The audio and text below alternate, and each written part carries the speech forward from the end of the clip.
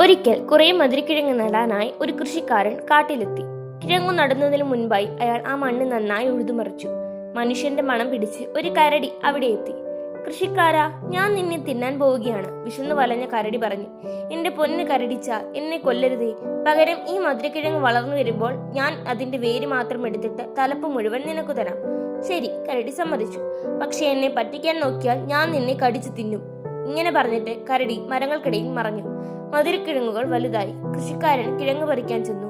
ഇതറിഞ്ഞ കരടി മരക്കൂട്ടത്തിനിടയിൽ നിന്ന് പുറത്തു വന്ന് ഇങ്ങനെ പറഞ്ഞു: ഹേ കൃഷിക്കാരാ, നമുക്ക് മധുരക്കിഴങ്ങ് പങ്കുവയ്ക്കാം. അങ്ങനെയാകട്ടെ കരടിയച്ച, തലപ്പെല്ലാം നിനക്ക്, വേര് എനിക്ക്. കൃഷിക്കാരൻ കരടിക്ക് ഇല മുഴുവൻ കൊടുത്തു. മധുരക്കിഴങ്ങ് മുഴുവൻ അയാൾ സ്വന്തം വണ്ടിയിൽ നിറച്ചു. പോകുന്ന വഴിക്ക് കരടിയെ അയാൾ കണ്ടുമുട്ടി. നീ എങ്ങോട്ടാണ്? കരടി ചോദിച്ചു. ഞാൻ വേര് വിൽക്കാൻ പട്ടണത്തിലേക്ക് പോവുകയാണ്. വേരുകളുടെ സ്വാദ് എന്താണെന്ന് ഞാനൊന്ന് നോക്കിക്കോട്ടെ, എനിക്കൊരെണ്ണം താ. കൃഷിക്കാരൻ കരടിക്ക് ഒരു കിഴങ്ങ് കൊടുത്തു. അത് തിന്നു നോക്കിയിട്ട് കരടി അലറി: നീ എന്നെ പറ്റിച്ചു. നിന്റെ വേരിന് എന്റെ ഇലയേക്കാൾ മധുരമുണ്ട്. ഇനി നീ എന്റെ കാട്ടിൽ വിറകിന് വന്നാൽ ഞാൻ നിന്റെ കഥ കഴിക്കും. പിറ്റേ വർഷം കൃഷിക്കാരൻ അതേ സ്ഥലത്ത് ചോളം വിതച്ചു. അയാൾ വിളവെടുക്കാൻ ചെന്നപ്പോൾ കരടി അവിടെ കാത്തു നിന്നിരുന്നു. ഇത്തവണ എന്നെ പറ്റിക്കാമെന്ന് വിചാരിക്കേണ്ട, കരടി പറഞ്ഞു. എനിക്ക് എന്റെ പങ്കുത. അങ്ങനെയാകട്ടെ, ഇത്തവണ വേര് നിനക്ക് തന്നെ തരാം. ഞാൻ തലപ്പ് കൊണ്ട് തൃപ്തിപ്പെട്ടുകൊള്ളാം.